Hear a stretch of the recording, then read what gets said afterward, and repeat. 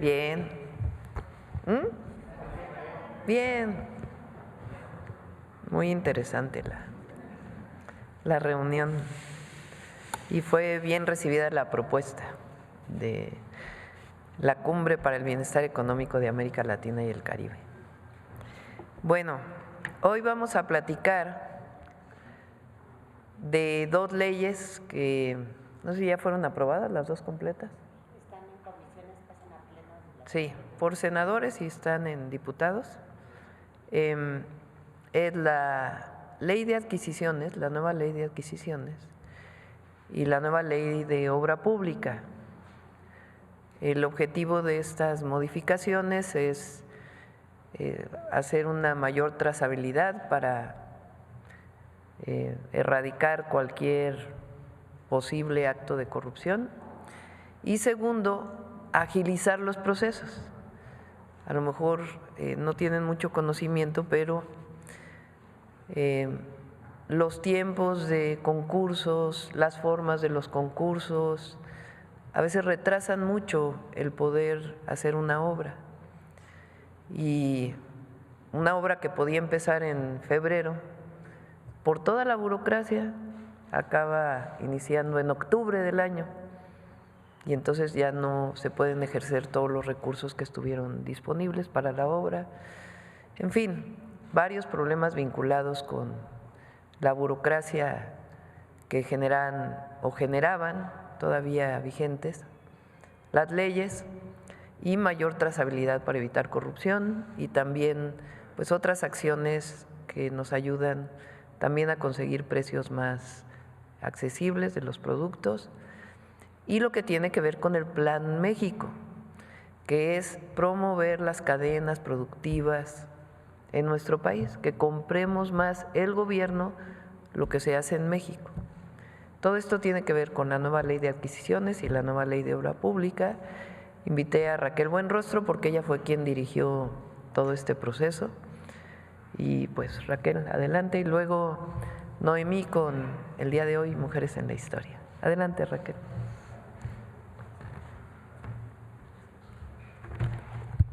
Buenos días a todos y a todas. Como menciona la presidenta, nos dieron a la labor de ver la nueva ley de adquisiciones y la nueva ley de obras en términos generales y me ayudan con la presentación de la siguiente lámina. En el caso de la siguiente, por favor, la nueva ley de adquisiciones, lo que se busca es hacer más transparente y más ágil todos los procesos de compra. Se incluyen ya modalidades que son muy eficientes para mejorar también los precios y hacerlo más competitivo, como la subasta inversa, lo que es la adjudicación directa con estrategia de negociación. ¿Eso qué es? Pues cuando vamos a hacer una compra directa, por ejemplo, digamos un medicamento de patente, pues no porque sea la única fuente tenemos que comprar al precio que se ofrezca o que nos quieran dar. Tratamos de platicar con ellos y hacer algunos tipos de negociaciones estratégicos para ver cómo mejoramos las condiciones a las que adquiere el producto el Estado.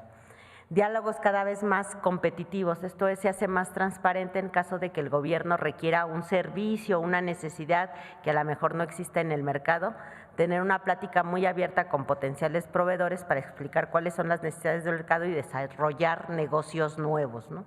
Pero de manera muy transparente. Todo esto, como dijo la presidenta, el diálogo, la apertura hace que sea mucho más eficiente a la hora de hacer los procesos, pero además el que estén en la ley los hace más transparente y que sea abierto y que no se piense que hay reuniones, digamos, en lo oscurito. Y todo esto es porque tenemos la obligación de cuidar el dinero, que es dinero del pueblo, y entonces para nosotros cada peso vale. La siguiente, por favor.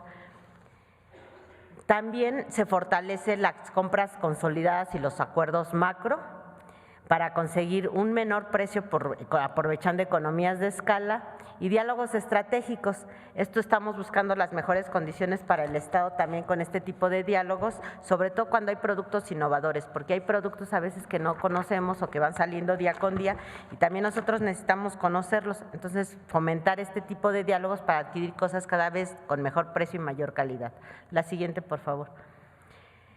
La otra lo mencionaba la presidenta, nosotros como gobierno compramos mucho. Entonces también podemos utilizar el poder de las compras para otros fines, como por ejemplo impulsar la política industrial de México y fortalecer mucho el mercado interno. En la ley también se modificó el contenido nacional, antes era del 50% y ahora pasó a ser del 65%. El pedir un contenido nacional más alto, esto hace que se fomenten las cadenas de valor aquí en México y las cadenas de producción. La siguiente, por favor. Y no solo estamos pensando en las grandes empresas, sino también ahora ya figura en la ley la parte de la economía social. Es decir, se dan regulaciones muy específicas y con ciertas facilidades a lo que son las cooperativas, las pequeñas empresas, las MIPYMES. ¿Y estas facilidades en qué consisten? Consideramos que las pequeñas empresas no tienen la capacidad a veces económica o el flujo de capital y entonces se le dan facilidades para recibir anticipos, pronto pago, cómo hacer licitaciones también con procesos más ágiles y simples porque no tienen la misma estructura de las grandes empresas y también darles un acompañamiento de principio a fin. La siguiente, por favor. Esto permite también fortalecer el mercado interno y también da fortalecimiento a la cadena de producción, que se van necesitando pequeños productos para los grandes productos, ¿no? de las grandes empresas, como por ejemplo los coches, empezar a trabajar desde cosas básicas como cajas de cartón, cajas de plástico donde se depositan las refacciones, hasta la integración en un vehículo propiamente. La otra que se ve en la ley es cómo evoluciona el Compranet. Ahí erróneamente o digamos tendenciosamente se ha dicho que desaparece el Compranet. Ustedes saben que la tecnología evoluciona muy rápido, a veces cada año salen hasta 3 modelos de teléfono, entonces imagínense un sistema tecnológico que estaba desde el 2010, entonces ya estaba muy viejo. El Compranet en realidad lo cambiaron en 2023 en la administración del expresidente López Obrador. Nada más que la ley no se había actualizado, ¿no? Entonces hoy fue el momento de homologar la ley, pero el sistema de Compranet quedó fuera en el 2023, ahora trabajamos un nuevo sistema ya con tecnología mejor, más evolucionada y además que nos permite ir desarrollando de manera como modular, como juegos de Lego, ¿no? Le vamos poniendo cositas nuevas. Entonces este sistema es el mismo que todos conocen, ya lo mantenemos y solo se le van a agregar los módulos que vienen con el cambio de ley. Entonces, y la ventaja de este sistema es que es propio, no tenemos que pagar a proveedores, que era caro porque el Compranet era un sistema tipo SAP, pero ahorita ya es más económico y además lo podemos tener permanentemente en cambio. Y otra de las compras de lo que va a tener este sistema es una tienda digital. Esta tienda digital lo que busca es tener al acceso de todos los administradores de todo el gobierno, productos que se utilizan en todos lados, que se puedan adquirir más rápido y sin burocracia. La siguiente, por favor. Y lo mismo también trabajamos en la ley de obras, también pensando en lo mismo, se le incluyó la parte de diálogos estratégicos. Muchas veces cuando los proyectos se tardan mucho al principio porque el que va a participar en el proyecto no conoce realmente el proyecto, lo conoce en el papel. Y a veces no es lo mismo tener un papel que tener reuniones primero y explicar en qué consiste el proyecto, porque las propuestas ya pueden venir más precisas, más ad hoc y se acortan todos los procesos administrativos. Entonces se incluye el diálogo estratégico entre el gobierno y el sector privado para que conozcan los proyectos y puedan presentar los proyectos ejecutivos mejor y más rápido. Se incluye la figura de subastas inversas, también con eso se consiguen mejores precios y se logran pujas. La siguiente, por favor. ¿Qué hay también en esta reforma? Bueno, en esta reforma antes no existía en el caso de obras investigaciones de mercado. Ahora se incorpora con el objeto de hacerlo más transparente, se incluyen las investigaciones de mercado y además al supervisor de obra, que es una figura que lo que busca es que le ayude al propio gobierno a que todas las construcciones se hagan con las especificaciones correctas para garantizar la seguridad y la calidad de la construcción, que son estos supervisores de obras, también se les hace responsables solidarios, ¿no? Es decir, tienen que vigilar muy bien que la obra esté bien construida, que no pueda haber ningún defecto para que también nosotros procedamos a la aceptación de la obra y a la conclusión del pago. Todo esto nos ayuda a ser más transparentes, más eficaces y también hace que tengamos cada vez obras más seguras y más efectivas. La siguiente, por favor. Todo esto con las contrataciones, pues ¿qué buscamos? Buscamos, como se dijo, una trazabilidad completa. Por ejemplo, desde que existen las leyes de adquisición y obras, las leyes de adquisiciones y de obras, las dos leyes tienen en el artículo primero un artículo que permite que entre gobierno, si nosotros contratamos entre nosotros mismos, pueda no ser una licitación, puede ser una contratación directa. Eso existe desde la primera ley. Aquí lo que hicimos fue también hacer ese proceso más transparente. Si ustedes recuerdan, pues la estafa maestra, ¿no? En su momento pues hubo muchos problemas por la estafa maestra que generó mucha salida de dinero de proyectos que se daban adjudicación directa entre las dependencias y se va a otros lados. Bueno, todos esos vacíos que generaron la estafa maestra en el pasado, en noviembre de 2017, el gobierno sacó un oficio circular para controlar este tipo de estafas. Sin embargo, pues nosotros consideramos que un oficio circular no es suficiente. Entonces, esas limitaciones y acotaciones en su momento que sirven para impedir que se repita el caso de la estafa maestra también se pusieron ya en ley. Esas son las cosas que van a ver en el artículo primero, que se hacen ya más transparentes, ¿no? Que no puede haber una subcontratación de más allá del 49%, si nosotros ocupamos a alguien, que todo lo que se haga también tiene que ser los contratos publicados, etcétera. Entonces ahora hay más transparencia y hay más trazabilidad de cómo se hacen estas contrataciones. Y además tienen que subir la información a Compranet. Por ejemplo, incluso hay algunas críticas que resulta que es completamente al revés. Por ejemplo, en el caso de la Defensa Nacional o de Marina, como son áreas de seguridad nacional, ellos están protegidos y por el bien del país que cierta información que sea de seguridad nacional no puede ser pública. Sin embargo, si participan en actividades que no son de seguridad nacional, al igual que las demás dependencias, van a subir sus contratos y van a ser transparentes en ese tipo. Entonces se da mayor transparencia y más trazabilidad en ese caso. La siguiente, por favor. Lo otro muy importante fue que con todos los cambios que se hicieron en la ley, los tiempos de contratación de obras se reducen casi una tercera parte. Ahora tenemos obras que se pueden hacer en menor tiempo, con más integridad y con más verificación por parte de todos los que participan y una mayor transparencia. La siguiente, por favor. El otro tema también que se recalcó es que también como parte de este Plan Nacional de Plan México es fortalecer también las economías regionales. Entonces, el gobierno pues abarca todo el país y tiene obras, tiene en todos lados. Entonces, también lo que se busca es fomentar a las empresas locales para también impulsar la economía regional. La siguiente, por favor. Pues sería todo. Muchas gracias.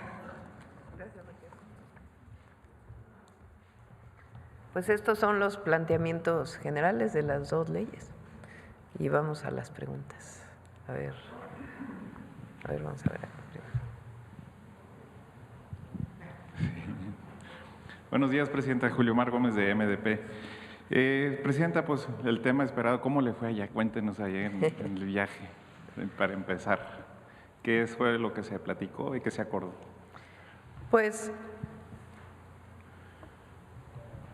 la idea general que planteamos es, nosotros tenemos un acuerdo comercial con Estados Unidos y hay una integración económica pues muy importante con la de Estados Unidos. Hoy pues con todo el tema de los aranceles, pues evidentemente nosotros vamos a seguir con la integración porque además de que hay un tratado, pues le conviene a los dos países. Entonces eso va a continuar. Pero es relevante preguntarse si no se requieren diversificar los mercados y los países con los que tenemos relación. México es de los países que más tratados de libre comercio tiene. Y en algunas cosas es bueno y en otras cosas no tanto, porque como hemos dicho también importamos muchísimas cosas que se podrían producir aquí en México. Pero ¿cuál es la región a la que nos tenemos que dirigir, que es más cercana en todos sentidos? Cultural, histórica, regionalmente, pues es parte del continente, pues es América Latina y el Caribe. Brasil, pues Brasil y México somos las economías más importantes de América Latina y el Caribe. Y hablando, por ejemplo, con el presidente Lula, pues hay muchísimas cosas que podríamos hacer complementariamente. No se trata de sustituir lo que se produce aquí, pero sí, por ejemplo, ellos tienen una industria automotriz muy fuerte, nosotros también, obviamente de marcas de todo el mundo o de empresas de todo el mundo. Entonces, ¿por qué no trabajar si hay posibilidad de que haya mayor mercado entre Brasil y México? Por ejemplo, los medicamentos. Brasil tiene una industria de medicamentos muy fuerte. Incluso el Estado produce una parte de los medicamentos. Entonces, si COFEPRIS y su agencia sanitaria tienen regulaciones similares, pues es muy fácil compartir o más fácil compartir equipos médicos, medicamentos, etcétera, pero además buscando que aquí también haya más empresas. Digo Brasil por mencionar un país, pero es igual en toda América Latina y el Caribe. Entonces, por eso fue este planteamiento, porque nuestro objetivo pues es el bienestar del pueblo de México, pero también el bienestar de América Latina y el Caribe. Entonces, por eso es este planteamiento de hacer una cumbre en donde hablemos de qué complementariedades tenemos y cómo podemos ampliar la relación económica entre México y los países de América Latina y el Caribe. Entonces, ese fue el planteamiento y pues es un planteamiento que no solo va de México a los otros países, sino que los otros países ya traían estas mismas propuestas. Entonces, pues vamos a seguir trabajando en ello. Fue pues emotiva la reunión y mucha colaboración. Salió un comunicado de 8 puntos en donde uno de los puntos más importantes es que siga siendo América Latina y el Caribe una región de paz. Y eso pues existe desde hace mucho tiempo y queremos que siga siendo así. Entonces fue una muy buena reunión y pues la idea es revitalizar esta comunidad, pues que es indispensable para nosotros. Entonces sí tenemos relación con el norte, digamos, pero también ampliar la relación con el sur y con el Caribe. Lo tiene que definir, o bueno, se tiene que trabajar conjuntamente con el nuevo presidente de la CELAC, que es Gustavo Petro, el presidente de Colombia. Entonces, pero fue muy bien recibida la propuesta por todos los presidentes. Presidente, así como la vacuna patria se generó aquí en México, ¿podría generarse este planteamiento que se podría reestructurar la cuestión de los medicamentos y el Estado mexicano realizara pues la elaboración de estos medicamentos que hacen tanta necesidad? Sí, estamos revisando qué puede producir Birmex. Birmex hace mucho tiempo fabricaba todas las vacunas en México. No se llamaba Birmex, pero se fabricaban todas las vacunas. Entonces estamos viendo cómo recuperar. Obviamente no puedes producir todo, pues sería absurdo, pero sí hay algunos medicamentos que puede fabricar Birmex y estamos revisándolo. Y por otro lado, también estamos revisando el que haya más, el promover la industria farmacéutica en México con empresas privadas. En la época de Calderón quitaron de la ley de salud una cláusula que decía que todo el que vendiera en México al gobierno tenía que tener una planta de producción en México. Entonces, si le compras a Bayer, por decir una empresa, pues que tuviera una planta en México. No necesariamente debe producir lo que compra el gobierno, pero sí que haya una planta. Eso se quitó y entonces el PIB de la industria farmacéutica cayó muchísimo en nuestro país. Aquí se ha planteado por parte de Eduardo Clark Imagínense que lo que se va a comprar entre medicamentos, equipos médicos y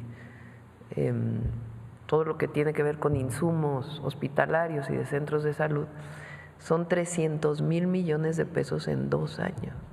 Estamos hablando de 15,000 millones, ¿sí? 15,000 millones de dólares. O sea, en Estados Unidos a los 1,000 millones le dicen billones, ¿no? 15 billones. Pues es un poder de compra enorme y lo que queremos es que ese recurso ayude a fortalecer el que industrias de otros países y mexicanas puedan ampliar su cantidad de plantas aquí en México, evitando, por supuesto, la monopolización de la producción, porque a lo mejor una sola empresa tiene una planta y ahora le tienes que comprar solo a esa empresa. Pues no, ¿verdad? Eso no queremos porque entonces no tienes acceso a competencia en los precios. Pero sí buscamos que haya una industria farmacéutica más fortalecida en nuestro país. Cuando fue la pandemia, lo he platicado aquí, pues nos dimos cuenta que había muchísimas cosas que no se fabricaban en México. Los cubrebocas especializados para hospitales, pues no se fabricaban aquí. Estos, ¿cómo se llaman? Para sacar la muestra. No.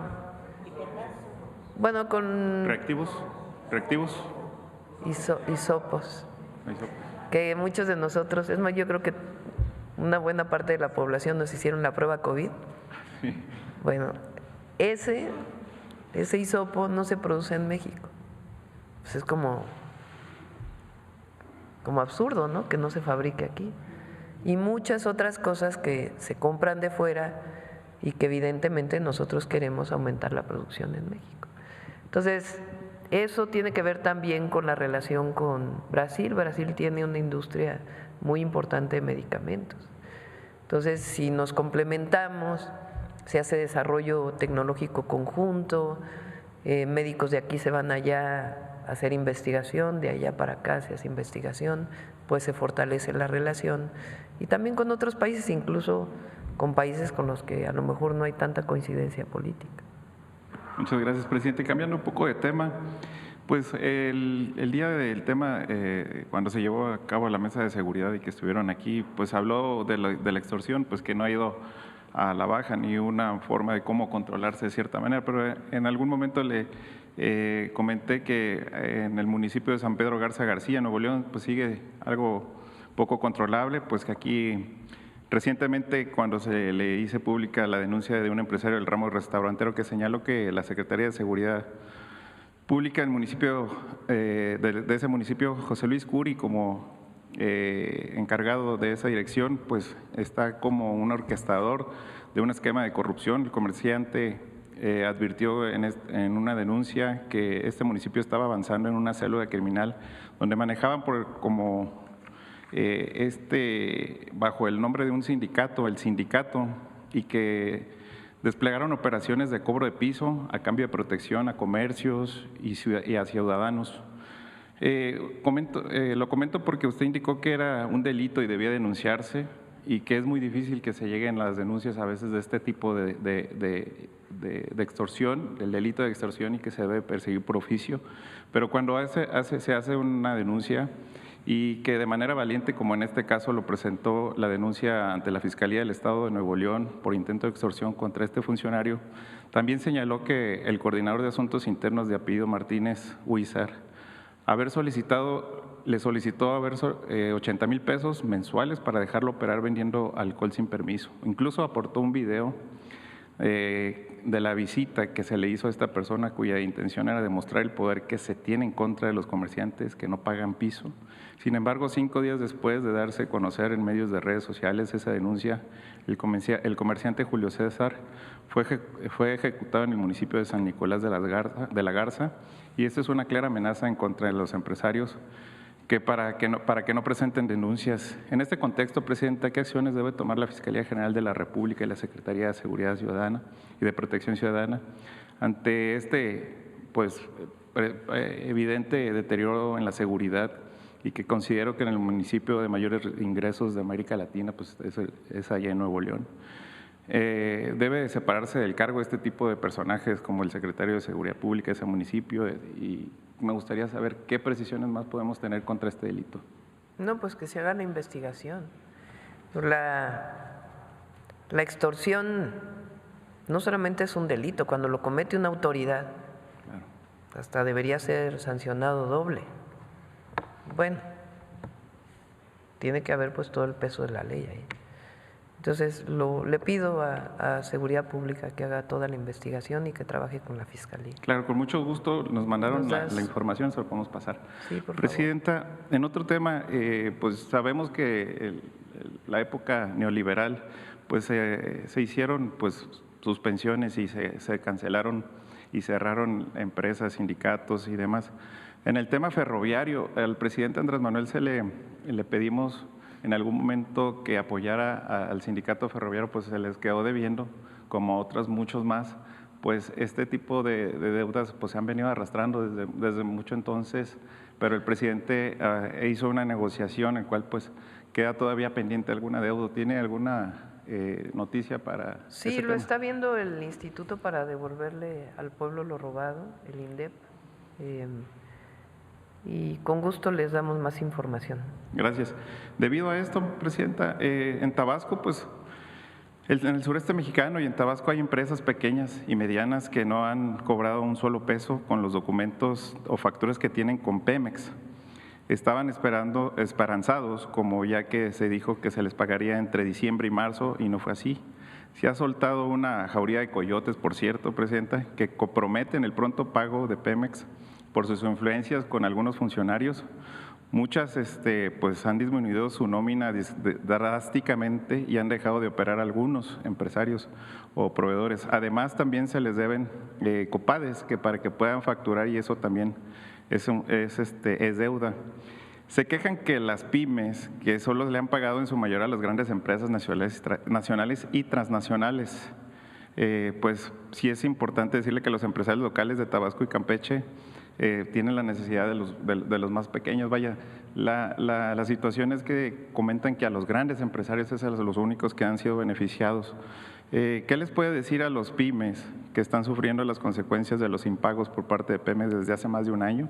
¿Y qué pasará con los contratos que no han podido cumplir a la falta de recursos, que serán penalizados o decretarse, vaya, la presidencia, alguna extensión o prórroga para que dejen de pagar impuestos, etcétera? Habría que ver quiénes son, porque no es cierto que solo se ha pagado a las grandes. O sea, sí hay muchísimas empresas pequeñas a las que ya se les pagó. Entonces, habría que ver qué empresas son, qué tipo de contratos tenían. Lo que sí hay que decirle a todos que no acudan a ningún intermediario para su pago, que eso ni siquiera se va a aceptar. Y que si nos das, pues, qué empresas son. Por supuesto. Y se está pagando a través de un mecanismo especial que después lo podemos platicar, pero sí se va a pagar. Pero sí habría que ver qué empresas son estas, porque sí ya ha habido pagos. Sí, claro, con mucho gusto. Presidenta, y a nombre muy personal como cabeño, le quiero agradecer porque se aperturó un camino costero en Cabo del Este, ahí en Baja California Sur.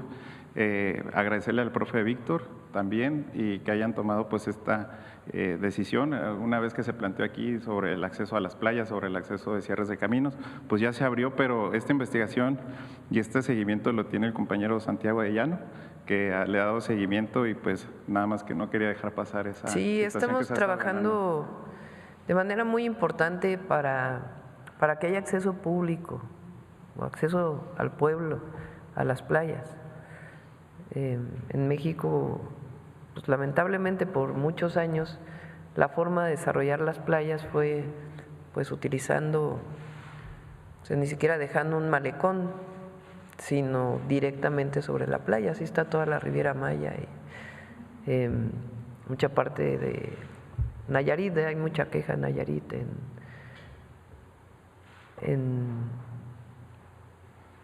lo que está en el límite con Jalisco, ¿cómo se llama? Bahía de Banderas. Bahía de Banderas. Puerto Vallarta, Bahía de Banderas y toda esa zona que está creciendo mucho. Entonces está trabajando Semarnat en todo lo que es el acceso a playas federales para que se abran los caminos y exigir que se abran los caminos. Igual en Baja California. Entonces, si hay permiso para construir y está en regla, pues no quiere decir que no pase la gente a la playa. Eso no solo es ilegal, sino que además pues es discriminatorio. O sea, no puede ser que solo aquel que pueda pagar miles de pesos para poder estar en un cuarto de hotel tenga acceso a la playa y que a veces la gente del mismo lugar no tenga acceso a las mejores playas o las playas más bonitas. Eso no. Entonces, las playas son públicas y tiene que haber acceso público a la playa. No, pues muchas gracias a usted, presidenta, muchas gracias al profe Víctor, muchas gracias al alcalde Cristian también por ello y gracias porque México se lo agradece y los californianos también. Pásanos los datos, por favor, de los dos casos. Sí. A ver, acá a la izquierda y luego vamos para acá. Muchas gracias, presidenta. Muy buenos días. Gaspar Vela, de Grupo Milenio.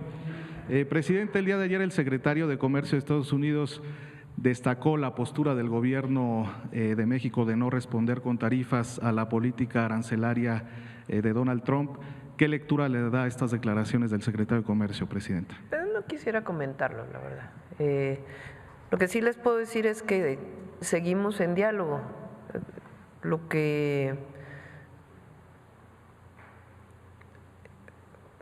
no sé qué tantos países tengan esta apertura, no se trata de comparaciones, sino que pues nosotros no hemos tomado otras medidas porque estamos en una mesa de trabajo. Entonces, evidentemente queremos mejores condiciones en acero y aluminio y en automotriz. Y hay una mesa de trabajo para buscar este esquema, principalmente entre el secretario de Economía, Marcelo Ebrard, y el secretario de Comercio de Estados Unidos, Howard Lutnick. Entonces hay comunicación, hay una mesa de trabajo y pues esperamos que pueda haber, nosotros es lo que estamos buscando. Entonces hemos optado siempre por el diálogo y está abierto. Entonces pues esperamos que muy pronto podamos tener mejores condiciones.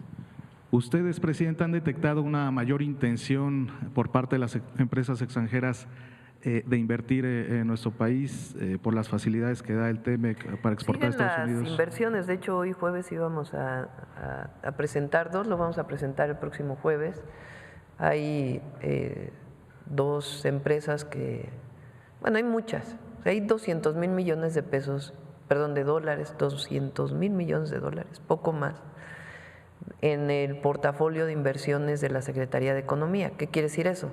Empresas nacionales y extranjeras que se han acercado a la Secretaría de Economía y dicen tengo 1,000 millones de dólares para invertir y ahora con la ventanilla digital y esta ventanilla única, la idea es que todos los permisos desde el municipal hasta el federal puedan trabajarse bajo una misma vía. Y está por aprobarse, por enviarse esa ley, ya se aprobó la reforma constitucional para que eso sea posible, para que no tenga que ir el que va a invertir primero al municipio, luego al estado, le piden cosas distintas y luego a la federación y le piden cosas mayores. La idea es simplificar trámites y que se cumpla adecuadamente con las inversiones. Entonces hay un portafolio de muchas empresas que quieren invertir en México. Obviamente, pues hay muchísimas empresas que están esperando a ver cómo queda finalmente todo el tema de los aranceles. Lo que sí podemos decir es que México, todo lo que está dentro del Tratado de Libre Comercio, con excepción por ahora, y queremos mejores condiciones, de autopartes, automotriz, vehículos ligeros y acero y aluminio, todo tiene arancel cero. Todo lo que está dentro del tratado México, Estados Unidos, Canadá, tiene arancel cero, con excepción de acero, aluminio y vehículos ligeros. ¿Es solo para México acero, aluminio y vehículos ligeros? No, es para todo el mundo. De hecho, en el caso de vehículos ligeros, como está establecido, es que la parte de Estados Unidos no pagaría arancel. Queremos lograr, obviamente, mejores condiciones y estamos trabajando en ello. Entonces, gracias a eso, a que se conserva el tratado, pues hay mucho deseo de invertir en nuestro país. ¿Confían entonces en que aumenten estos acercamientos de las empresas, presidenta? Sí, y también estamos, por ejemplo, industrias que estaban exportando por un mecanismo distinto al del TEMEC, se les está asesorando para que puedan exportar a través del tratado. ¿Cuál nos conviene a nosotros? El otro día lo expliqué. Hay dos maneras de exportar, o había dos maneras de exportar a Estados Unidos, accediendo a que no hubiera impuestos a la exportación por parte de Estados Unidos. Una es dentro del tratado comercial y la otra es una cláusula de la Organización Mundial de Comercio que se llama Nación Más Favorecida. Incluso, pues, todo el comercio mundial del que habla el presidente Trump, pues exportaba a Estados Unidos o Estados Unidos importaba de esos países a través de esta cláusula que se llama Nación Más Favorecida. Entonces, ahora que tenemos que Estados Unidos, ¿estamos de acuerdo? Pues no, pero así está ahora. Que a partir de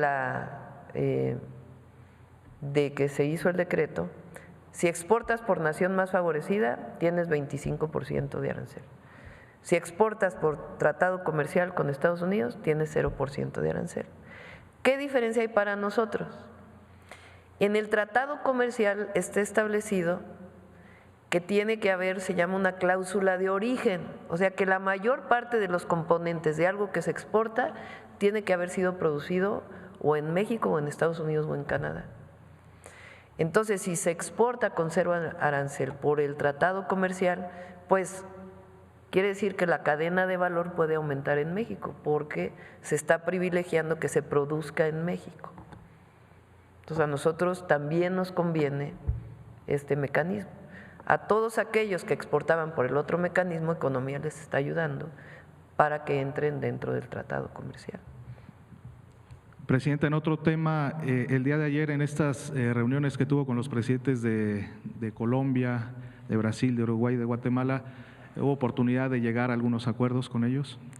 Hablamos recuerden que en particular con el presidente de Guatemala, con Guatemala, está el proyecto de llevar el Tren Maya y el tren interoceánico a Guatemala.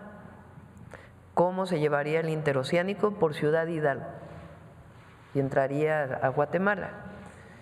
En esa parte, pues ya Guatemala tiene que hacer sus obras y están trabajando en ello para poder ver bajo qué mecanismos desarrollan ese tren.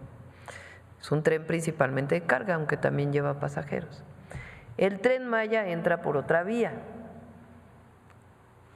Esa vía no le gusta mucho a Guatemala porque entraría por el Petén, que es una selva baja, que está protegida.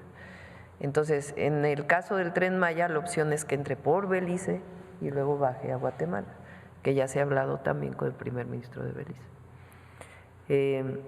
Entonces, la plática fue sobre eso. Y además, sobre el polo de desarrollo en el sur del país junto con Guatemala. Es decir, que haya una franja donde en México haya parques industriales y en Guatemala también. El desarrollo manufacturero en esa zona. Puede ser agroindustria porque ahí se produce mucha fruta, por ejemplo, y algunos otros productos, café también, muchos otros productos. Y algunas otras sectores que pudieran invertir. ¿Qué es lo que decimos nosotros sobre migración?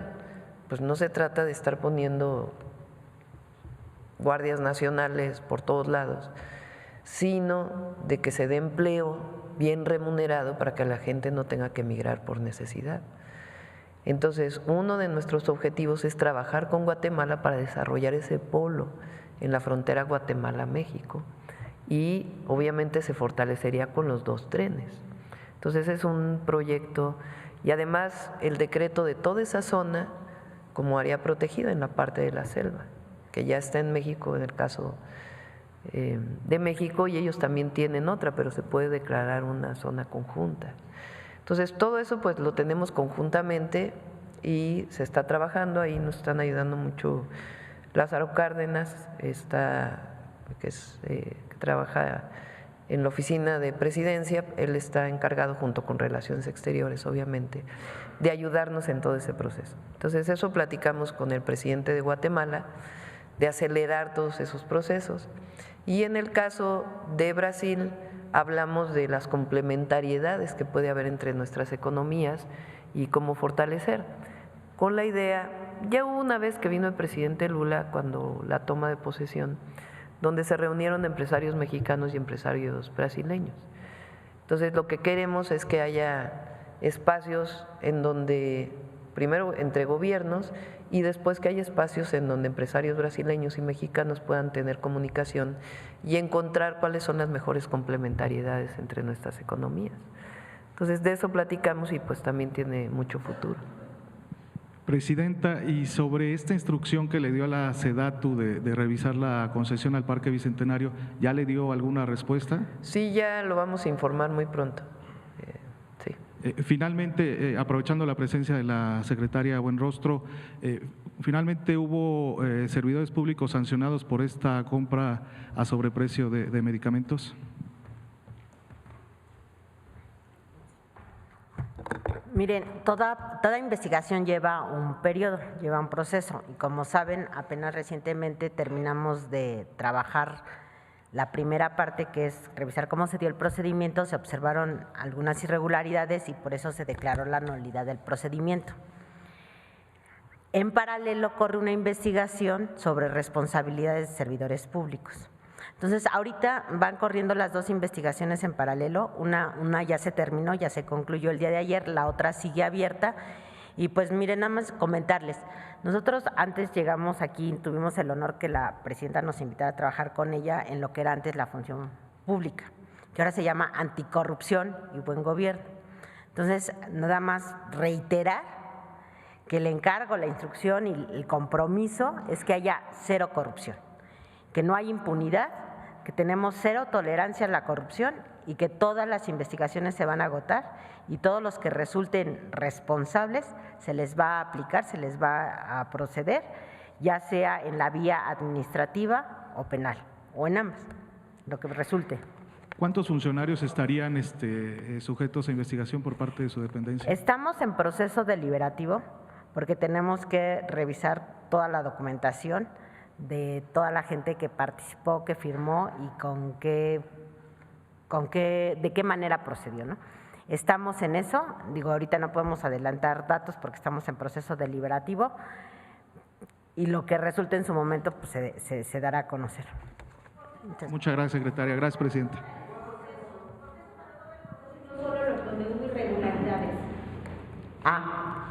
Miren, es como pues cuando ustedes juegan y se anula un juego porque alguien hizo trampa y hay varias tiradas, no importa cuántas tiradas sea, si hizo trampa, pues hizo trampa, ¿no?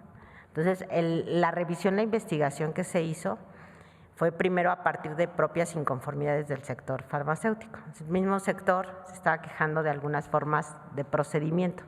Entonces, cuando se revisó el procedimiento, nos dimos cuenta que había vicios en las reglas del juego, por así decirlo. Entonces, cuando tú tienes un vicio en las reglas del juego, pues el juego es inválido. ¿Qué fue lo que se hizo? En todo momento fue, mientras se verificaba si era verdad o no, que había violación en las reglas del juego, que las reglas del juego no eran claras, siempre se mantuvo el procedimiento, digamos, vivo, porque en todo momento se priorizó el abasto. Entonces, fue un proceso que se llevó administrativamente en la parte de revisar responsabilidades, pero también con la responsabilidad de siempre garantizar el abasto.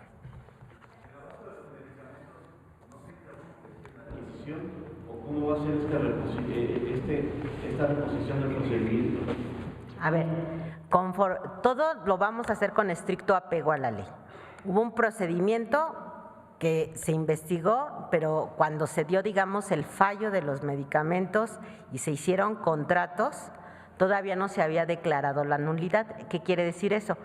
Que esos contratos son legales, que tienen certeza jurídica, que están vivos y que incluso ya se hicieron órdenes de solicitud de suministro de medicamentos y se están surtiendo medicamentos con esos contratos. Se previó tener un abasto, digamos, una solicitud de suministro alta para que en caso de que sucediera lo que ya sucedió, que se declarara la nulidad del procedimiento, contar con suficientes solicitudes de suministro para tener el abasto y dar tiempo suficiente para volver a realizar, digamos, poner otra vez el proceso de compra.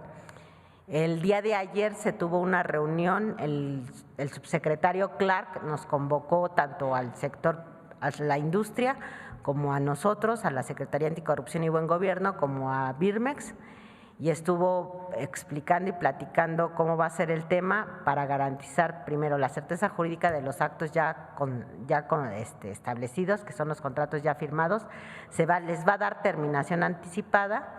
Y en el proceso también, en lo que se hace la nueva contratación, lo que se tiene ya son las solicitudes de suministro, que esas se van a seguir atendiendo porque se pidieron cuando los contratos eran vigentes y se van a cubrir y se van a pagar como en cumplimiento de nuestras obligaciones, ¿no? Déjame. Raquel lo que hizo, a ver, Eduardo es subsecretario de Salud, de la Secretaría de Salud. Entonces, él coordinó todo el proceso. ¿Quién compra? ¿Quién hace ya las últimas partes que tiene que ver con la asignación de los contratos a partir de los concursos o del concurso de licitación? Birmex, que es una institución del Gobierno de México que es quien compra los medicamentos de manera consolidada. Entonces, Eduardo asesora y a la hora de que se asignan los contratos, el área de la Secretaría de Salud se da cuenta que se habían asignado a un sobreprecio algunos de los medicamentos. Y al mismo tiempo la Secretaría Anticorrupción recibe quejas de algunas empresas y la revisión que la Secretaría Anticorrupción hace de seguimiento de una… Ahí se da cuenta que hay un sobreprecio y de inmediato se dice, esta empresa, nadie, ni el IMSS, porque Birmex compra y después se distribuye. Entonces, nadie puede comprar medicamentos a sobreprecio, se hace una medida precautoria. ¿Qué otra medida precautoria tomamos? Cambiamos a los servidores públicos de Birmex, porque pues, mientras se hace la investigación no pueden seguir ahí. Entonces, todos aquellos que estuvieron involucrados, sea directa o indirectamente con este proceso, que no fue claro y que hubo colusión con algunas empresas privadas de las farmacéuticas, pues fueron separados de su cargo. Fueron cerca de 5 o 6, ahora les digo, a ver si me averiguan. Y hay un nuevo equipo en este momento en Birmex. Y se está trabajando ahora conjuntamente Secretaría Anticorrupción, Secretaría de Salud y el nuevo equipo de Birmex, con todo el seguimiento.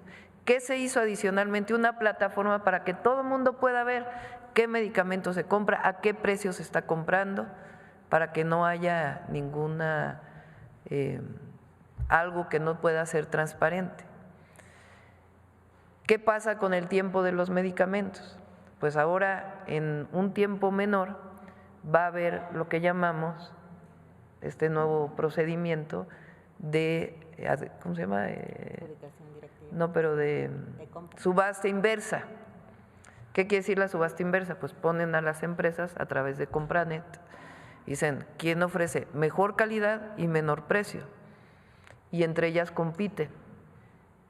Entonces, en poco tiempo se puede ver cuál es la de mejor calidad, cuál es la de menor precio. Participan varios, ya no solamente está una persona asignando un contrato, y de esa manera garantizamos que en menos de 15 días estén nuevamente asignados los contratos. Ese es el procedimiento. Lo que nosotros no podíamos, pues era como hacernos que no pasó nada. No, Dijimos cero corrupción y es cero corrupción. Entonces, de la notificación. Sí, por supuesto. Sí, por supuesto. Licitaciones pendientes, Presidenta, de los medicamentos que no tuvieron. También se va a hacer un proceso de subasta inversa. Antes de que termine mayo, de abril, perdón, tiene que estar listo. Antes de que inicie mayo tiene que estar listo. Entonces, este fue el proceso y Raquel está haciendo un excelente trabajo, porque pues no se consumó, digamos, la compra a sobreprecio, se paró antes de eso. No se están comprando medicamentos a sobreprecio. Y eso es muy importante porque ustedes saben que pues hay mucho poder en muchas de las empresas farmacéuticas. Entonces, no vamos a permitir ninguna colusión con ningún funcionario y Raquel pues está ahora sí que garantizando que no haya corrupción. Gracias, Raquel.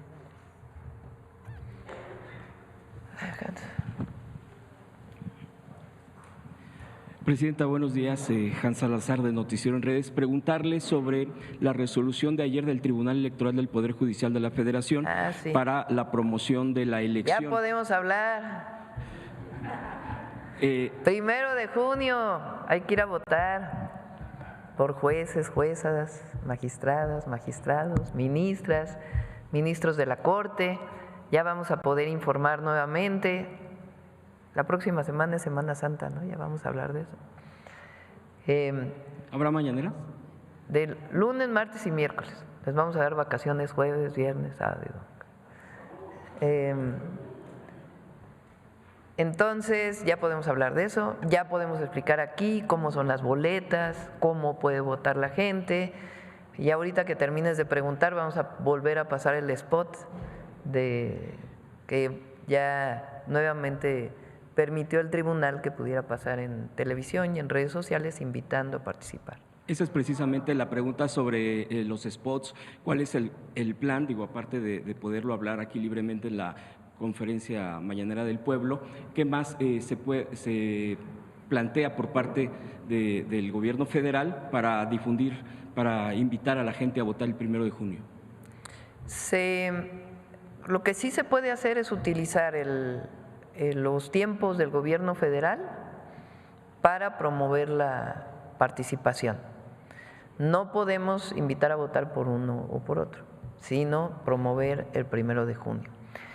Lo que no podemos es destinar recursos públicos adicionales para la promoción, sino sencillamente pues que la presidenta pueda hablar de eso en la mañanera o algún servidor público pueda hablar de ello.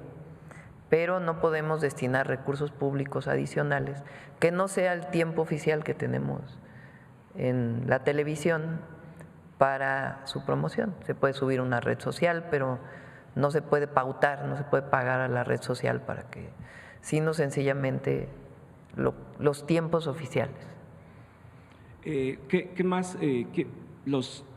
Se explicaría aquí a detalle sobre, porque hay muchas preguntas al respecto sobre los funcionarios que pueden hablar, que no pueden hablar, a nivel solo promoción del voto, como bien lo dice usted, Presidenta. Sí podemos explicarlo. Vamos a pedirle a Rosa Isela que venga a explicarlo mañana, mañana es viernes, ¿no?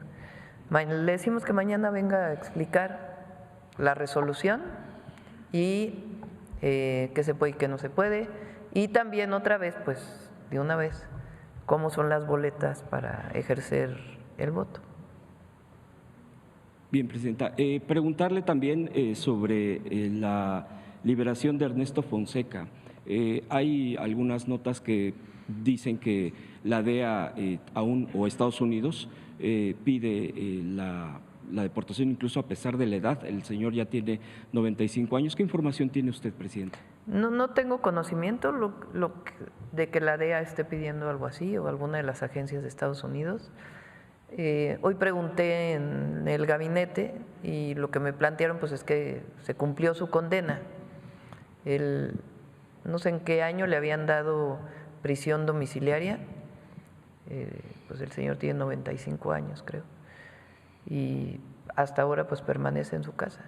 Pero fue que se cumplió su condena, no hubo aquí sin ninguna otra cosa. Y no tengo conocimiento de que se esté pidiendo por parte de una agencia. Preguntamos y les comentamos. Bien, En realidad ni es una agencia, sería el Departamento de Justicia, ¿no? Supongo. Muy bien, Presidenta. Por otro lado, preguntarle, Presidenta, sobre el tema de las mineras. Hay huelgas al respecto y en este sentido está le quisiera señalar la de Cananea Sonora, Sombrerete Zacatecas y Tasco Guerrero. El tema aquí es que se acusa, se señala por parte de los sindicatos el mal actuar de tribunales. Digo, esto también desemboca nuevamente en lo que tiene que ver con jueces, con todo esto, y que incluso se señala a ciertas empresas que tienen este control de las minas, concesiones, donde no dan avance para la resolución de este tipo de huelgas. Incluso aquí mismo le había planteado hace semanas sobre el tema de Tizapa también, de una huelga aquí en el Estado de México.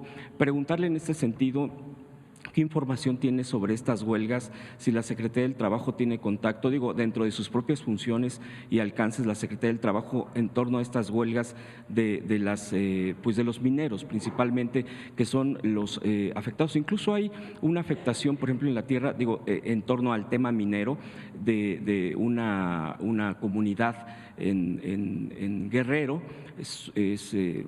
Carrizalillo, donde se está reclamando pues los daños que está dejando una minera canadiense. Esto incluso lo tiene la Procuraduría Agraria en torno a estos daños. Todo esto, primero, en el tema de las huelgas, ¿qué se tiene al respecto, Presidenta? Si la Secretaría del Trabajo tendrá alguna información de en qué momento nos encontramos en ese sentido. El otro, la propia coyuntura del TEMEC y de la negociación, pudiera entrar este tipo de situaciones de las mineras a revisión de los daños ambientales que terminan teniendo pues nuestro país y además no solamente el daño ambiental, las consecuencias para las propias comunidades que terminan siendo devastadas y también devastadas en su salud. Hay un grupo de trabajo que coordina la Secretaría de Gobernación, Rosa Isela, en donde participa la Secretaría del Trabajo, Marat, para tratar de llegar a un acuerdo para la huelga de Cananea y las otras dos minas que están involucradas también. Evidentemente nosotros lo que buscamos pues es apoyar a los trabajadores y que haya un acuerdo justo para las y los trabajadores, principalmente los trabajadores en este caso, porque son mineros la mayoría hombres. Entonces hay un grupo de trabajo en la idea de que se pueda levantar la huelga y que pueda nuevamente trabajar, pero que se garantice pues todo lo que tiene que ver con los trabajadores mineros. Tienen conocimiento el sindicato, tienen conocimiento otros trabajadores que no necesariamente están vinculados con el sindicato minero. Entonces se está trabajando en eso y la idea es poder resolverlo para beneficio de los trabajadores. En el segundo tema, que son los impactos ambientales, también hay un grupo de trabajo, en particular sobre el caso del río Sonora, que ustedes saben pues que es también un caso que ya lleva mucho tiempo y que se está buscando también resolverlo para beneficio de la población, que es fundamental porque la minería usa pues tóxicos muy importantes para su explotación y tiene que haber tratamiento de esos tóxicos y una característica de manejo para que no le haga daño a la población que está alrededor. Entonces, en este otro caso también se está buscando resolver el problema para beneficio de la gente. Ese es el otro caso. Y en general, la Semarnat pues está revisando todas las explotaciones mineras, aquellas que tienen que iniciar su proceso de restauración, porque todas deben iniciar un proceso de restauración, que lo inicien, y aquellas que no están haciendo un buen manejo, pues también que se revisen. Entonces se está trabajando integralmente y esperemos que haya pues pronto un acuerdo, un arreglo para que estas huelgas que llevan ya mucho tiempo puedan resolverse. En estos casos, perdón, olvidaba dos en particular. ¿El caso de AMSA también se está revisando, presidente? También se está revisando AMSA. Ahí el problema pues fue un acto de corrupción tremenda. Así es. Y pues quien era dueño de AMSA, de hecho está en los Estados Unidos, no pagó lo que tenía que pagar. Entonces se fue a quiebra, sí, ¿verdad? A quiebra, tú que sabes de eso, bien, Raquel. Y hay un proceso en un juzgado para ver también cómo se resuelve. ¿Qué buscamos nosotros? Primero, que se resuelva pronto. Segundo, que los primeros que sean pagados de manera justa son los trabajadores en este proceso, porque es después los acreedores. Y también se tiene que resolver pues quién va a adquirir los activos todavía de esta empresa para echar a andar.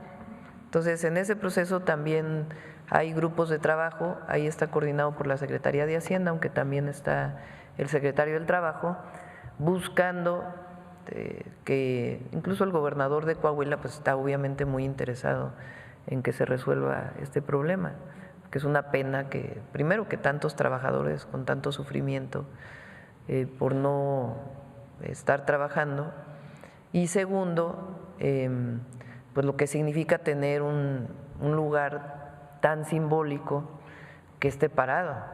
Entonces, se están buscando las mejores condiciones para echar a andar esa, porque es desde la mina hasta la producción de acero, y con ese mecanismo, por lo menos es lo que se le planteó es una jueza quien lleva el caso, que primero los trabajadores y después todo lo demás. Entonces está en ese proceso y sí hay un grupo de trabajo y en este caso lo coordina la Secretaría de Hacienda. También hay un caso, presidente, en tema minero, o bueno, que sí que tiene que ver con la explotación, es en Gómez Palacio Durango, en la comarca, en la zona de la comarca lagunera, es una zona conurbada de Torreón, Gómez y Lerdo, donde existe cerros de mármol, en donde viven aproximadamente entre 3 y 4 mil familias, y hay molinos de piedra de mármol para hacer el pegazulejo. Pero en este proceso, que quien lo tiene a cargo es una empresa canadiense, se trabaja en horas de día 10% de su capacidad, pero en la noche al 100%. Entonces, esta es una contaminación que está afectando gravemente. Eso es lo que reportan ahí en esta comunidad. Presidenta, no sé si se pudiera también revisar este caso. Sí, por supuesto. Y las mineras tienen que cumplir con todos los requisitos ambientales de la explotación minera actual. Recuerdo un caso pues muy especial, que es el de el Cerro de San Pedro en San Luis Potosí. Sí. Incluso nos tocó participar en ese movimiento, porque prácticamente desapareció el cerro, que es el símbolo del escudo de San Luis, y fue una minera canadiense, que además ahora creo que ya terminó la explotación y se quiere ir sin la remediación ambiental. Entonces, siempre hemos planteado a Canadá, pues lo que hacen en Canadá y los requisitos ambientales pues también tienen que cumplirlos en México. Las empresas canadienses que pues recibieron muchas de las concesiones de mineras en el país. Entonces, sí revisamos, le pedimos a Semarnat particularmente que revise el caso. ¿Y de la demás información se pudiera proveer sobre el avance de las negociaciones cómo van con los sindicatos? Sí, por supuesto. O les pedimos que vengan hay alguna parte pues que tiene que ser todavía resguardada, ¿no? Que no se puede abrir, pero en general pues sí hay grupos de trabajo que están buscando atender, solucionar y poner primero a los trabajadores.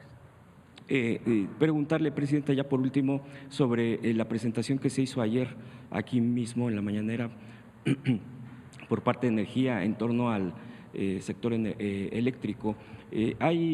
Después de la presentación hay varios comentarios al respecto que he estado leyendo sobre la capacidad que se tiene para el alcance y cubrir tales metas. Solo quisiera su opinión al respecto, Presidenta, sobre estas inquietudes. A ver, otra vez, discúlpame, me distraje aquí, ¿qué me pasa? Sí, no hay problema. Sobre lo que se presentó el día de ayer en el plan… ¿Pero qué es lo que hay de duda? Sobre las… cumplir con las metas que se presentaron, ya que hay varios comentarios al respecto de que probablemente no se logren tales metas porque es muy ambicioso. No, sí se van a lograr. CFE tiene un esquema de financiamiento muy claro que permite que siga construyendo plantas de generación y en algunos casos inversión mixta, garantizando que 54% sea de CFE, y algunos son ciclos combinados con gas y otros son fotovoltaicos, como por ejemplo en Sonora. Entonces sí se va a cumplir, y también todos los proyectos de transmisión. Y la verdad es que la directora de CFE pues es buenísima. Quizás se enfoque más bien a la garantía de la cantidad de recursos, más en las coyunturas en que estamos. Sí hay recursos. Okay. Gracias, Presidenta. Sí. El spot, a ver.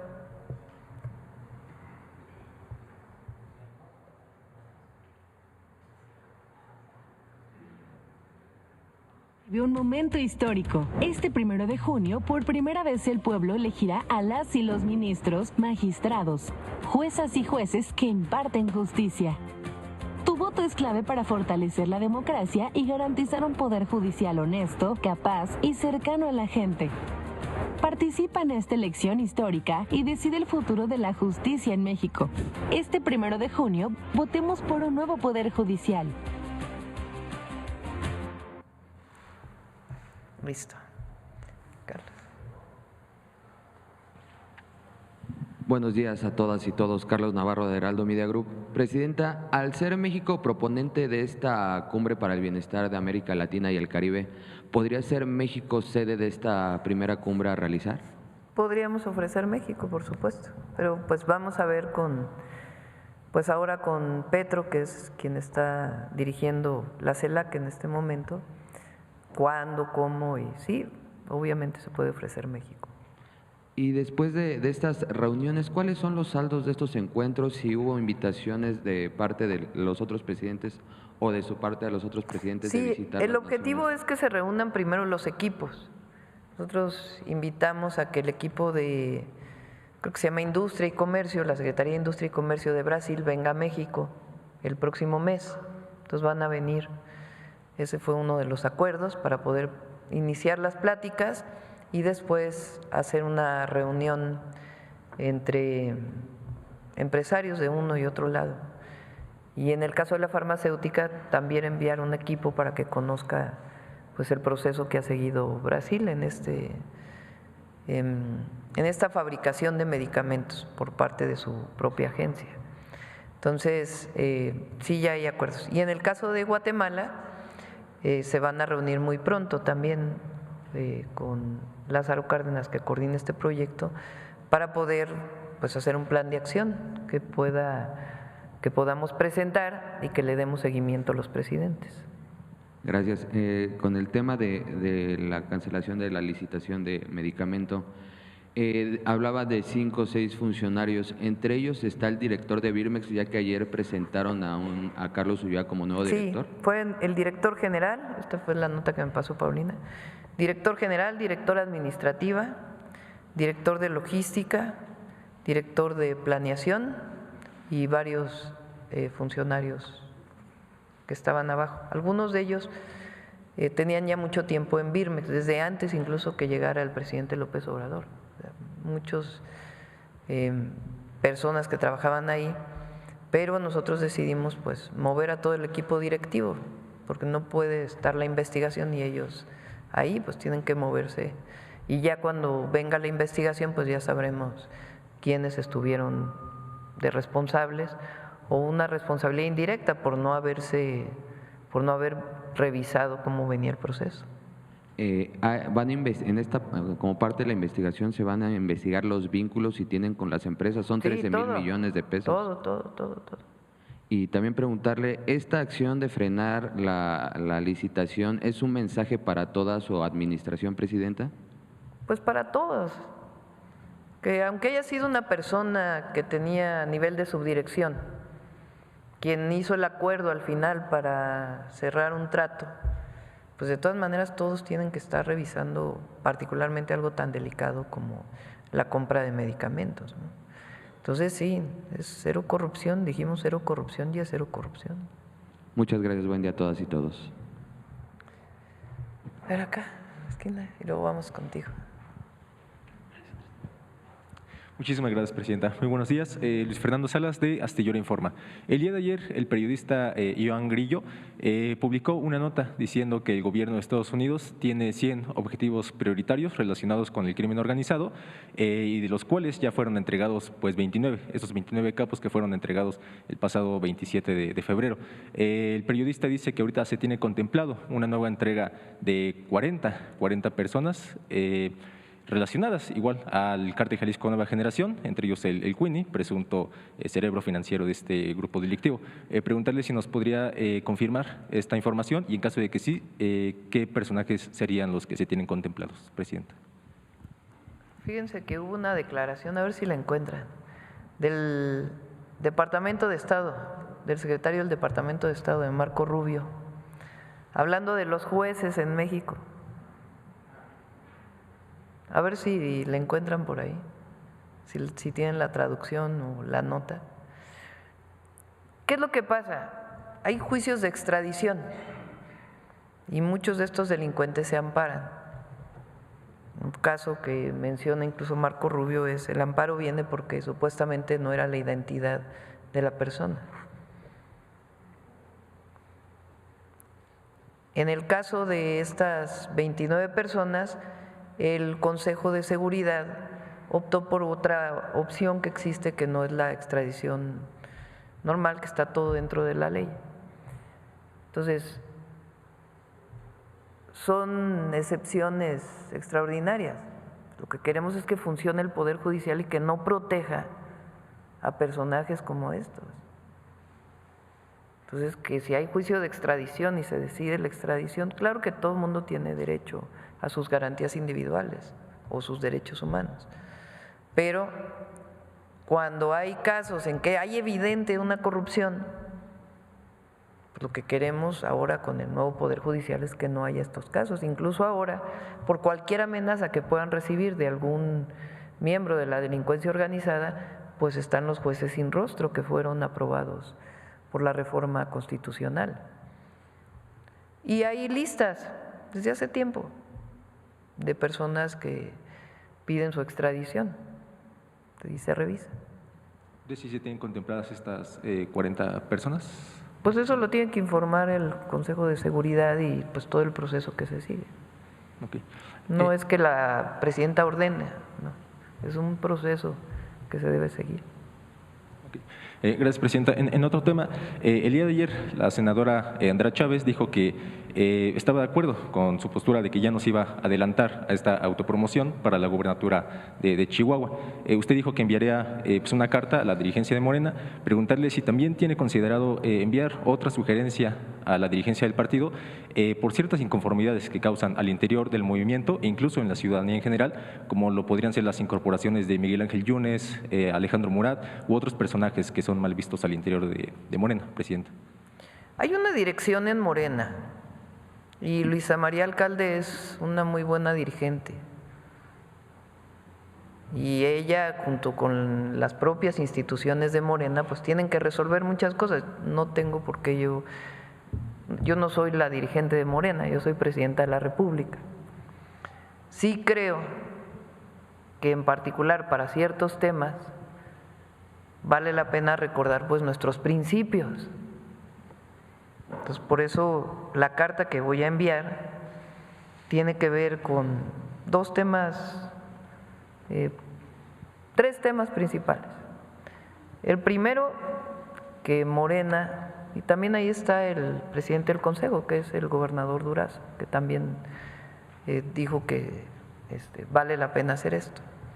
Pero uno, pues que se pongan reglas para todos aquellos que quieran ser candidatos, particularmente a gobernador o gobernadora, aunque también pues, todos los cargos de elección popular. Para el 2027,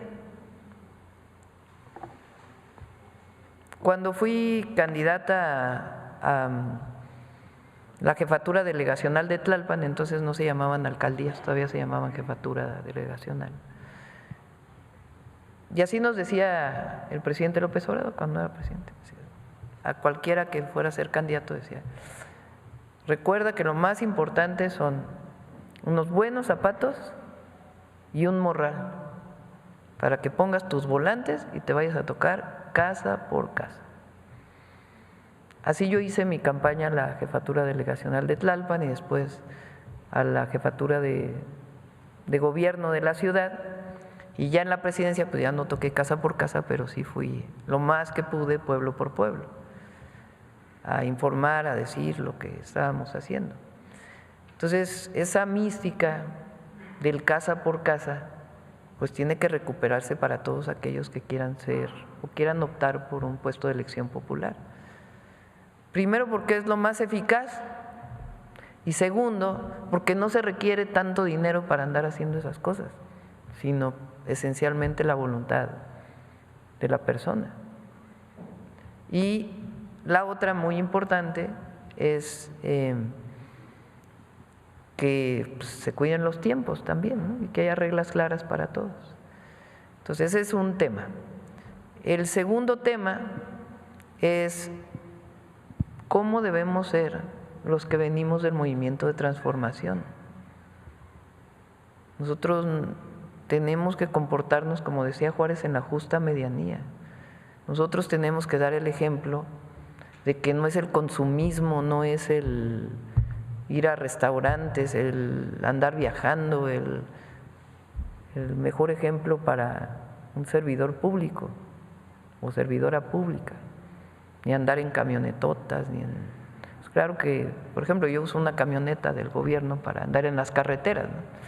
Cuando estoy en la ciudad uso un carrito. Cuando voy en la carretera, pues por seguridad usamos las otras camionetas que existen. Pero esta cosa de la persona que llega con no sé cuántos guaruras, pues no, eso no va con nosotros. Claro, eres secretario de seguridad, eres fiscal, o tienes alguna amenaza, bueno, pues entonces sí, ¿verdad? Pero si no, ¿qué es eso de andar con no sé cuántos guaruras y ahora ir bueno, ya no voy a seguir. Todas esas cosas que cuestan carísimo, pues. Y la ropa de marca y el no sé qué. No, nosotros venimos de un movimiento popular, porque además el pueblo en algún momento va a decir, pues no, yo no voté por eso, porque hoy está más consciente que nunca. Entonces, el segundo tiene que ver con cómo debemos ser quienes somos servidores y servidoras públicas de este movimiento. Y el tercero, el tema del nepotismo. O sea, ya salió la reforma constitucional de que el nepotismo es, o sea, no puede ser hijo, hermano, primo, candidato de alguien que deja un puesto de elección popular. Eso quedó hasta el 2030, porque había pues, quien no estaba de acuerdo que fuera en el 27. Pero la presidenta de Morena dijo, y está en los estatutos, que en el caso de Morena será desde el 27, y sería muy bueno que se ratificara en un Consejo Nacional, que en efecto no va a haber candidatos hermanos, primos, sobrinos, tíos, hermanos, esposas, como está en la Constitución para el 2030, pero para el 2027. Entonces la carta tiene que ver con eso y es una reconstrucción de dónde venimos, de pues lo que ha sido el pensamiento de la austeridad republicana, y del no puede haber gobierno rico con pueblo pobre. Nosotros somos el movimiento de transformación, si no el más importante del mundo, de los más importantes del mundo.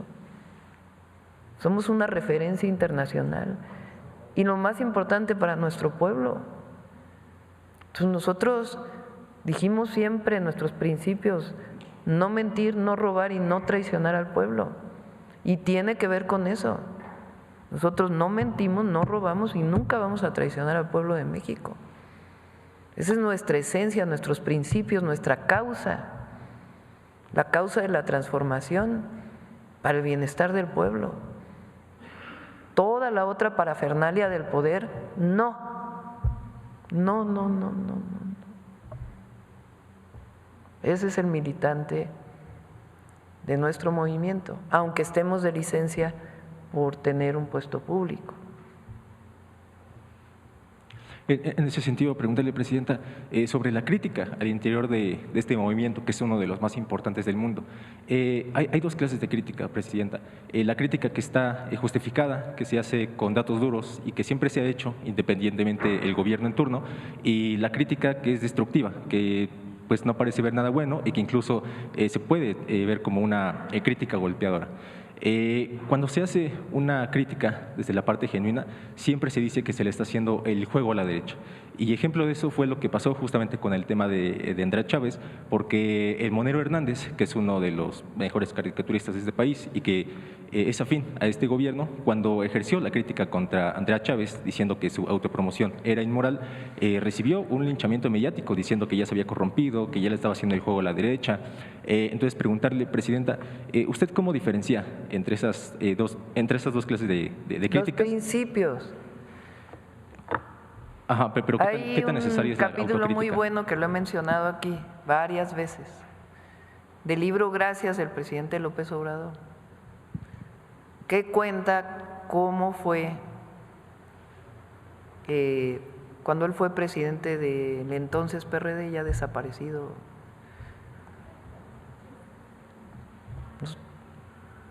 Morena se forma ya como partido político en el 2014, antes fue como asociación civil. Pero cuando él fue presidente del entonces PRD, a él le toca vivir varias cosas. Y él es de los que llega a la presidencia del PRD y él es el que dice, tenemos que comportarnos y ser distintos. Y ese capítulo habla de eso y también habla de las alianzas. También con relación a los moneros, una de las últimas entrevistas que dio el presidente López Obrador fue ahí en el Chamuco. También vale la pena escucharla de nuevo, porque ahí se habla de las alianzas, de la importancia, de cómo, por ejemplo, la primera vez que gana el PRD una gubernatura con Ricardo Monreal en Zacatecas, cómo se dio todo eso y por qué se da como se da.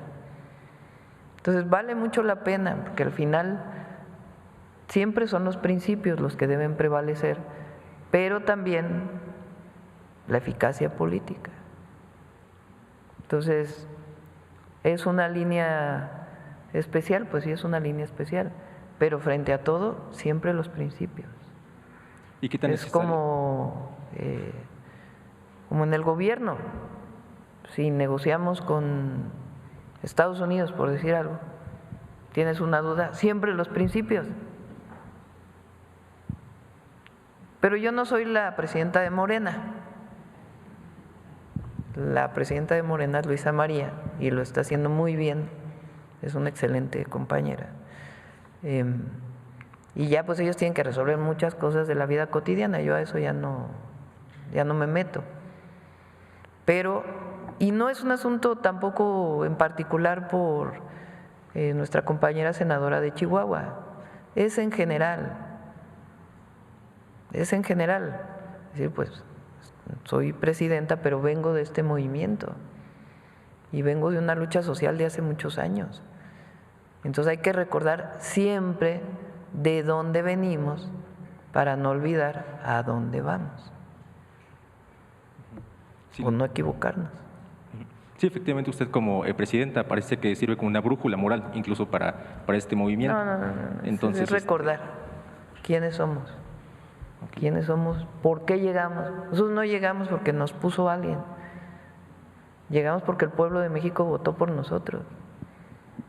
Pero además venimos de un movimiento de transformación y en la presidencia continúa el movimiento de transformación.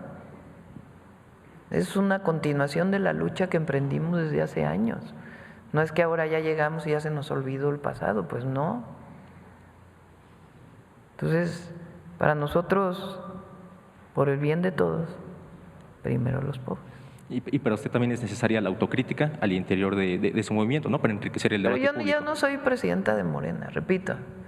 O sea, cuando veo cosas que están pasando como esta, pues me parece que una humilde opinión puede servir. Muchas gracias, presidenta. A ver lo de Marco Rubio. La corrupción que existe a nivel judicial, por ejemplo, son muy poderosos. Vimos hace poco que nos mandaron más de 20 y pico de personas que se han pedido por años, de los criminales más peligrosos, en la custodia de las autoridades mexicanas, en una extradición sin precedentes. Un paso muy positivo, pero sabemos también que en muchos de estos casos lo que impide cooperar es que existe niveles de corrupción e influencia sobre el ramo jurídico del país, que es muy peligroso. Y todavía continúa, después. Bueno, a ver, acá. Ya son las 9. Presidenta, buenos días. Tania Damián de Ángulo 7 de Puebla. Con el seguimiento que se ha dado a la colaboración con Estados Unidos en materia de seguridad, el Pentágono apenas descartó que intervengan en territorio nacional, pero surge la duda, ¿cómo seguirá la cooperación? ¿Se va a reforzar y en qué términos o rubros se prevé siga esta cooperación? Y también aprovechando, ¿qué opina de la entrega de Estados Unidos del exgobernador de Tamaulipas, Tomás Yarrington, a México para ser juzgado aquí por delitos como lavado de dinero y delincuencia organizada? Sí, pues se había pedido desde hace tiempo, ¿no? Y está en uno de los penales cuando fue entregado y pues ya tiene que seguir su curso. Nosotros no aceptamos intervención ni injerencismos. Lo que hay es colaboración y cooperación. Y hay muchas maneras de colaborar y cooperar, desde cosas que se hacen desde hace mucho tiempo, como adiestramientos, etcétera, que no es de ahora, sino es de hace tiempo, y mucha otra es información. Si el gobierno de Estados Unidos, las agencias de Estados Unidos tienen información relevante de algo que ocurre en nuestro país, pues que haya la cooperación y la coordinación para que se conozca y se pueda proceder dentro del marco legal de nuestro país. Entonces, esa cooperación en información, por ejemplo, información que tengan de un delincuente. Entonces, pues hay colaboración, hay cooperación en el marco legal y se opera en nuestro país. Igual al revés, si nosotros tenemos conocimiento de un delincuente que está del otro lado, pues también se le plantea, aparte de la parte legal ya de extradiciones y demás. Otra forma de colaboración es, por ejemplo, pues estas acciones que se hacen de incautación de fentanilo en México y en Estados Unidos y la colaboración que hoy hay en la frontera. Entonces, hay muchas formas de colaborar, de coordinarnos en un marco de un acuerdo inicial que tenemos y de acuerdos de otros tiempos que se han tenido sin que haya injerencismo u operaciones de ellos en nuestro país, eso no. ¿Podría haber otras extradiciones, otras entregas de Estados Unidos hacia México que haya solicitado la FGR? Hay varias, pues hay que preguntarle al fiscal que se ha pedido y también de qué ha pedido Estados Unidos a México. Presidenta, saber si también se ha avanzado en detener el tráfico ilegal de armas hacia México y si hubo algún diagnóstico en la CELAC sobre el tráfico ilícito de armas a nivel regional? No fue, digamos, con tanto detalle la discusión o las participaciones de los presidentes, fueron más generales. Sí habló de eso el canciller, que estuvo desde un día antes, sobre el tema del tráfico de armas también. Y hay incautaciones de armas en Estados Unidos, que es bueno. Y también el propio secretario de Estado, o secretario del Departamento de Estado de Estados Unidos, ha reconocido pues la importancia de incautar armas del otro lado de la frontera. ¿Cree que Estados Unidos podría tener una mejor relación con América Latina? ¿Cuál es su opinión? Digo, tomando en cuenta la buena relación que Estados Unidos actualmente tiene con México.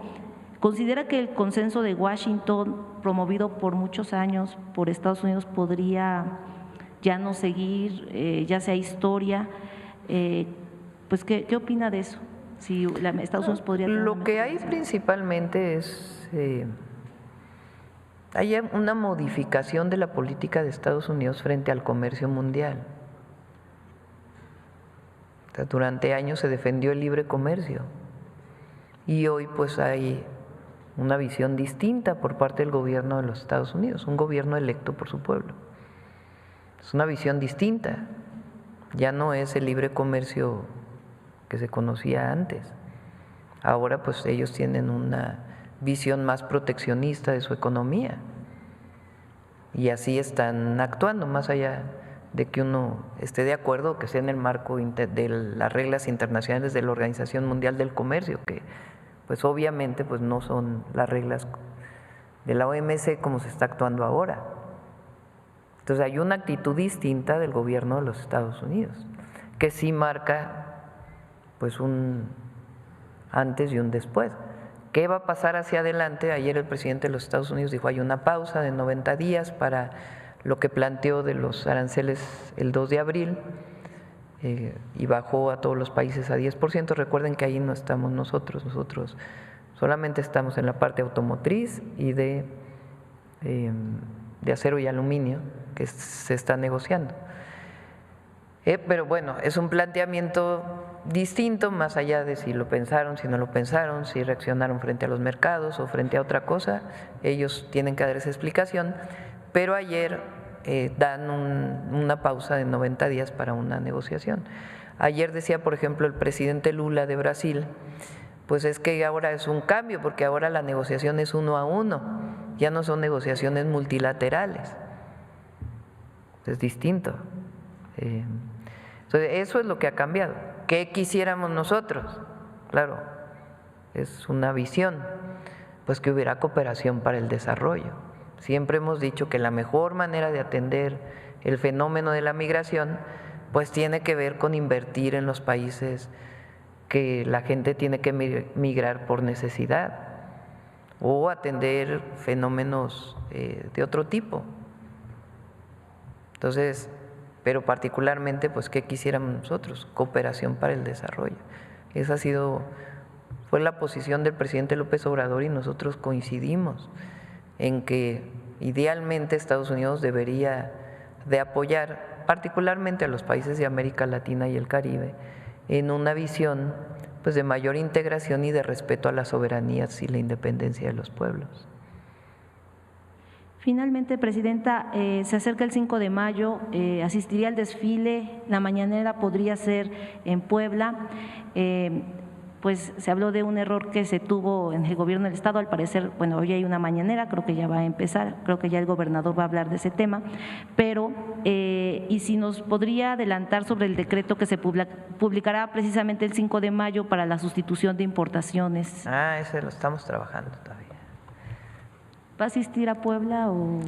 Sí, yo creo que sí. Vamos a hablar con el gobernador Armenta a ver cómo. Y bueno, solo para la secretaria Buenrostro, habló de las cooperativas, se tiene una proyección de que con este cambio en la ley de adquisiciones, bueno, actualmente si se compraba cooperativas o estaba totalmente descartado, y si se tiene alguna proyección pues con esta nueva ley cuántas cooperativas o pequeñas empresas podrían aumentar a lo mejor en porcentaje, o sea, cuántas empresas se compraban anteriormente con la pasada ley, bueno, sigue vigente, apenas la van a aprobar en el Senado, pero cuántas anteriormente o hasta ahora se compran, digamos, a pequeñas empresas, a micros, pequeñas, y si se tiene una proyección con este cambio, cuando ya se apruebe en el Senado, cuántas podrían, o sea, en porcentaje o número absoluto, aumentar y beneficiar a estas pequeñas empresas, no solamente del gobierno federal, sino también los estatales, que algunos están en ese sentido tratando de cambiar sus políticas. Miren, la ley anterior decía que más o menos el 20% de las compras públicas tenía que ser a MIPYMES. La verdad es que nunca se cumplió con ese porcentaje. ¿Por qué no se cumple con el porcentaje? Porque de entrada son las mismas reglas para las grandes empresas que para las pequeñas. Entonces, una pequeña empresa no puede cumplir porque no tiene un despacho jurídico, no tiene la flexibilidad, digamos, o la capacidad económica. Con estas reglas, ¿qué es lo que se hace? Con estas reglas se diferencian, se le da mayores facilidades, que nosotros creemos que eso va a aumentar, pero aparte traemos ya un trabajo fuerte de acompañamiento. ¿Esto qué quiere decir? Que nosotros en distintas áreas de gobierno nos estamos organizando. Por ejemplo, para todas las oficinas compran café, las estatales, las federales y las municipales. Y tenemos el programa Sembrando Vida y además tenemos otros pequeños productores que ya están produciendo y que les está costando comercializar. Entonces les estamos dando un acompañamiento integral donde participa, por ejemplo, la Secretaría de Bienestar con el programa de Sembrando Vida, pero también participa la SADER para ver cómo certificar y cómo dar apoyar a los productores para que cada vez su producto sea de mejor calidad, la Secretaría de Economía para que le dé los certificados de comercialización y en su caso incluso de importación, etcétera. Entonces, ahorita el trabajo es diferente. Lo que estamos haciendo diferente es que estamos trabajando todas las instituciones para darles una orientación, darles las capacitaciones, las certificaciones que necesitan para comercializar, no solo en el gobierno, sino también más allá de nosotros, y cómo formar cooperativas y cómo bien. Y estamos escogiendo algunos sectores de comercialización como, por ejemplo, la gente de limpieza.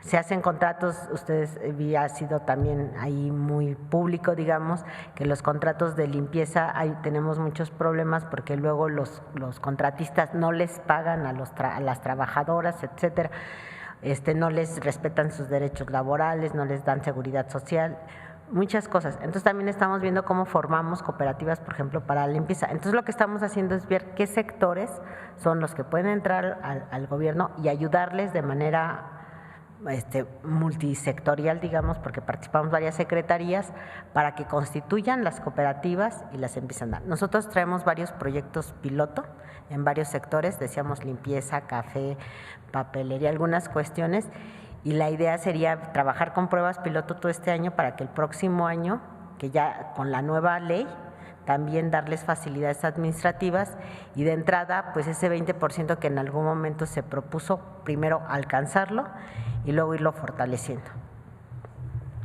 Ya cerramos para mañana. Noemí. Mañana. Con permiso, Presidenta. Adelante. Vamos a Tamaulipas ahora. Mañana. Con permiso, Presidenta. Muy buenos días a todas y a todos. ¿Se han imaginado a Miguel Hidalgo siendo niño o a Vicente Guerrero o a Morelos? Yo creo que la representación de nuestros próceres o en el caso de las mujeres, pues difícilmente la imaginamos. Yo creo que estamos ante un cuadro que es histórico porque podemos ver a Leona Vicario siendo niña. Vamos a hablar el día de hoy de Leona Vicario porque nace justo un 10 de abril de 1789, año de la Revolución Francesa, no es una coincidencia. Y aquí podemos ver cómo estaba conformada su familia.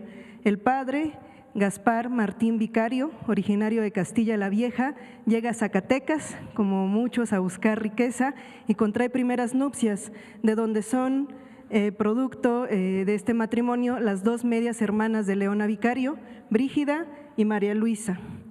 enviuda de Petra Elías y es cuando llega aquí a la Ciudad de México y contrae segundas nupcias con Camila Fernández de San Salvador, criolla originaria de Toluca.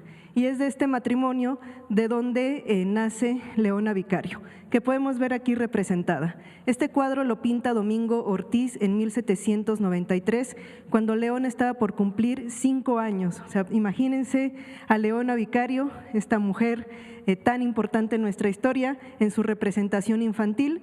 Y yo creo que este cuadro nos puede hablar de la condición social en la que vivía Leona Vicario. Es importantísimo desde el hecho de la representación, de que haya un recuadro. Podemos ver a Gaspar entregándole una moneda donde ella tiene una alcancía. ¿Dónde está este cuadro? Está en el convento de las Carmelitas Descalzas en Santa Teresa, Valladolid, España, porque las medias hermanas van a tener aquel destino de las señoritas de la clase alta del momento. ¿Cuál es? Una de ellas se casa con un marqués y la otra ingresa al convento de las Carmelitas Descalzas y se lleva este cuadro familiar. ¿Cuál es el destino de Leona Vicario? ¿Qué es lo que hace ella? Vamos a verlo en la siguiente cápsula. María de la Soledad Leona